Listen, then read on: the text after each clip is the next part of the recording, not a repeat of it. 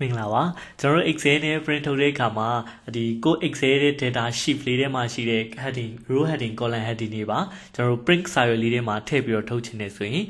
ကျွန်တော်တို့ပြင်လို့ရတဲ့ setting လေးဝင်ပြပေးသွားပါမယ်ဆိုတော့ပုံမှန်ကျွန်တော်တို့ print ထုတ်တယ်ဆိုရင်ဒီ heading row တွေမပါဘူး ABCD မပါဘူး1 2 3တွေမပါဘူးကျွန်တော်တို့ file တွေကနေ print လို့နှိပ်ကြည့်လိုက်မယ်ဒီတိုင်းလေးပဲဖြစ်တယ်တခါလေကျတော့တချို့အခြေအနေလေးတွေမှာ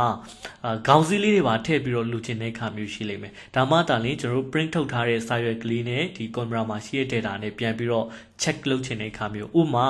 ဒီ column မှာရှိတဲ့ row number 9ဆိုပြီးပြောရင်ကျွန်တော်တို့ဒီ nan လေးက data လေးဆိုတာတခါတည်းတန်းပြီးတော့ computer မှာကြည့်လို့ရတယ်ဒါပေမဲ့ print ထုတ်ထားတဲ့စာရွက်မှာဒီ column မှာရှိတဲ့ row number 9ဆိုတာကျွန်တော်တို့တွားရှာလို့မရတော့ဘာကြောင့်လဲဆိုရင် heading ခေါင်းစည်းလေးတွေမပါတဲ့အတွက်ပါအဲ့လိုခါမျိုးဆိုရင်ကျွန်တော်တို့ခေါင်းစည်းလေးထည့်ပြီးတော့ထုတ်ချင်တယ်ဆိုရင်ဘယ်ကနေတွားပြီးတော့ပြင်လို့ရလဲဆိုရင် page layout ထဲက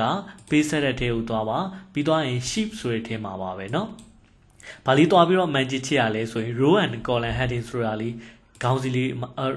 sorry ဒီ option လေးကိုတွားပြီးတော့ manage ချလိုက်ရပြီပြီးတော့ရင် preview လေးထောက်ကြည့်လိုက်လို့ရပါပြီဒါဆိုကျွန်တော်တို့ print ထုတ်တဲ့စာရွက်တိုင်းလေးမှာဒီ row heading column heading ခေါင်းစည်းလေးတွေကလိုက်ပြီးတော့ပါနေပါလိမ့်မယ်ဒါဆိုရင်ဒီဟာလေးကဘာအတွက်လဲဆိုရင်ကျွန်တော်တို့ခေါင်းစည်းလေးနဲ့တွဲပြီးတော့ကြည့်ကျင်တဲ့အခါမျိုးဆိုရင်ဒီတိုင်းလေးသုံးလို့ရပါတယ်အဲ့တော့တကယ်လို့ကိုယ့်ရဲ့လုပ်ငန်းမှာဒီခေါင်းစည်းလေးတွေကြည့် print ထုတ်ပြီးတော့ကြည့်ဖို့လိုအပ်တယ်ဆိုရင်ဒီ setting လေးပြင်ပြီးတော့ကြည့်လို့ရပါတယ်အဲ့တော့အားလုံးအတွက်အဆင်ပြေလောက်မယ်လို့ထင်ပါတယ်ကြိုးရှိလောက်မယ်လို့ထင်ပါတယ်အဆင်ပြေပါစေခင်ဗျာ